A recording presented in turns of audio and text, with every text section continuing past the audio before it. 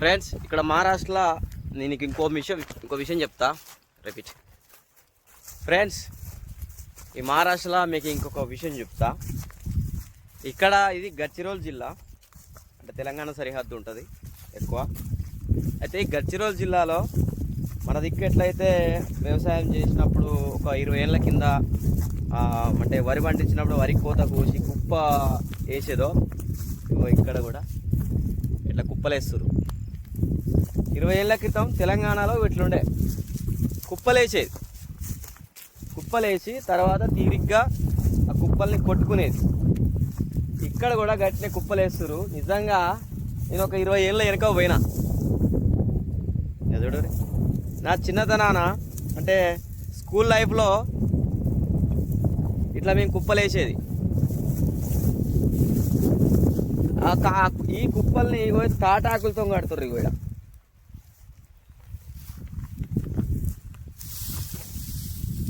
ఇక తాటాకులతోని కడుతున్నారు.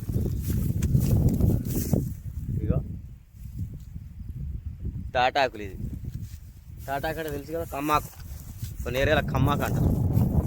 మొత్తం ఇక అంతే, ఎక్కడ చూసినా కుప్పలే. ఇగో ఇది మిషన్ కోసినట్టుంది. హార్వెస్టర్ మిషన్స్ కూడా ఉన్నాయి ఇక్కడ. కాకపోతే ఏంటంటే ఇక్కడ వరి పండిస్తారు చాలా చోట్ల. మొత్తం వరి పత్తే. ఇది గడ్చిరోల్ జిల్లా. మరి ముందు వేరే జిల్లాలో ఎట్లా ఉంటుందో తెలియదు, కానీ ఇది తెలంగాణ సరిహద్దు. గడ్చిరోల్ జిల్లా, అది సిరోంచ తాలూకా. ఇది మొత్తము ఇదే. ఇక ఎక్కడ చూసినా వరి పండిస్తారు. వరి పత్తి రెండే పంటలు పండిస్తారు ఎక్కువ. ఇక మనం ఇదివరకు చూసినట్టు గోదావరి నది పరివాహక ప్రాంతాల్లో ఆడ సారవంతమైన నేలలు ఉంటాయి కాబట్టి అక్కడ మిర్చేస్తున్నారు. కానీ లోపలికి వస్తే మొత్తం వరి పత్తి రెండే పంటలు కనబడతాను, ఇంకేం కనబడతలేదు. అది కూడా ఒక పంట పండిస్తారు. అయితే చాలా దిక్కుల రెండో పంట కూడా వేస్తున్నారు. మీరు వీడియోలు చూడవచ్చు. అయితే ఈ కుప్పని ఏం చేస్తారు తెలుసా? అప్పుడు మేము 20 years బ్యాక్ ఏం చేసేదంటే, కుప్ప వేసిన తర్వాత పడుగు పెట్టి పరదలు వేసి లేదా కళ్ళం కోసుకొని కొయ్యకాళ్ళు కోసేసి పడుగు పెడితే ట్రాక్టర్ తొక్కేది. ట్రాక్టర్ రాకుండా ముందు ఏం చేసేదంటే, కుప్పేసి ఒక బల్ల వేసుకొని కళ్ళం కోసిన తర్వాత ఒక బల్ల వేసుకొని ఆ బల్ల మీద ఈ కట్టల్ని చిన్న కట్టలుగా లేకపోతే పెద్ద కట్టల్ని బల్ల మీద కొట్టి ఆ ఒట్లు రాలితే ఆ గడ్డి సపరేటు గ్రౌండ్లో వేసేసి ఈ మడిలోనే గ్రౌండ్లో వేసేసి ఆ గొడ్లు తిరుగుతూ ఉంటే ఆ గడ్డి అంతా చుట్టుకొని గొడ్లు తినేటట్టు కట్టగట్టేటట్టు అది ఫ్రీగా అయ్యేది. అట్లా చేసేది మేము.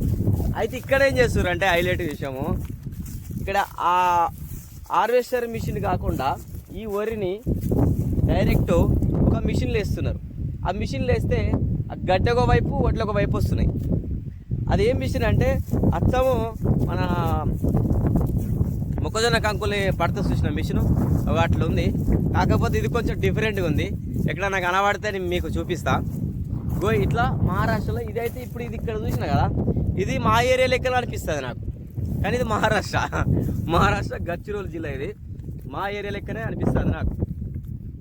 అంటే 20 ఏళ్ళ క్రితం కూడా ఉన్నటువంటి అదే సాంప్రదాయ పద్ధతిని ఇక్కడ ఉపయోగిస్తారు. కాకపోతే మిషన్స్ హార్వెస్టర్ మిషన్లో కాకుండా ఇంకో డిఫరెంట్ మొక్కజొన్న కంకులు పట్టే మిషన్ లాగా ఉంది. అది దాంట్లో దీన్ని డైరెక్ట్ దాంట్లో వేస్తే ఈ గడ్డ ఒక దిక్కు పోతుంది, ఒడ్లో ఒక దిక్కు వస్తున్నాయి. అక్కడ కుప్పు ఉంది, అక్కడ గడ్డి కుప్ప. ఆ గడ్డి కుప్ప అన్నట్టు అదే అన్నట్టు అక్కడ అట్లే పట్టిరు. అయితే జనవరి. అయితే కొంతమంది చాలా చోట్ల ఇక్కడ రెండో పంట కూడా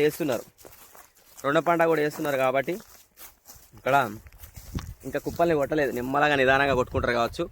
ఈ వడ్లని కొనడానికి కూడా ఇక్కడ మార్కెట్లు ఉన్నాయి. ఇక మొత్తం మన ఏరియా ఒక 20 ఏళ్ళ క్రితం ఎట్లా ఉందో అట్లనే ఇక్కడ చేస్తుర్రు. అయితే మరి వీళ్ళు వెనకబాటు ఉన్నారా అంటే లేదు. ఇక్కడ హార్వెస్టర్స్ వచ్చినాయి. ట్రాక్టర్స్ అయితే 4-wheel బండ్లే వచ్చినాయి ఎక్కువ. ఎక్కడ చూసినా 4-wheel బండ్లే కనబడుతున్నాయి ట్రాక్టర్స్. 4-wheel బండ్లు మనం ఎందుకు ఉపయోగిస్తాం? భూమిని బలంగా దున్నడానికి, లోతుగా దున్నడానికి పట్టు ఎక్కువ ఉంటుంది కాబట్టి, దాని పవర్ ఎక్కువ ఉంటుంది కాబట్టి 4-wheel బండ్లు వచ్చినాయి ఈ మధ్య. గత 10 సంవత్సరాల నుంచి ఇక్కడ కూడా 4-wheel బండ్లు ఉన్నాయి. ట్రాక్టర్లు అన్ని రకాల ట్రాక్టర్లు ఉన్నాయి, 2 wheels ఉన్నాయి, హార్వెస్టర్స్ ఉన్నాయి. వరికంక మిషన్ లాగా ఈ వరిని సపరేట్ వడ్లను సపరేట్ చేసే, గడ్డిని వడ్లను సపరేట్ చేసే మిషన్స్ కూడా ఉన్నాయి ఇక్కడ. సో ఇది పరిస్థితి. మహారాష్ట్రలో గడ్చిరోల్ జిల్లాలో ఇట్లా ఉంది. అయితే ఇదంతా ఏజెన్సీ ఏరియా, చుట్టూ కొండలు, చుట్టూ అడవి.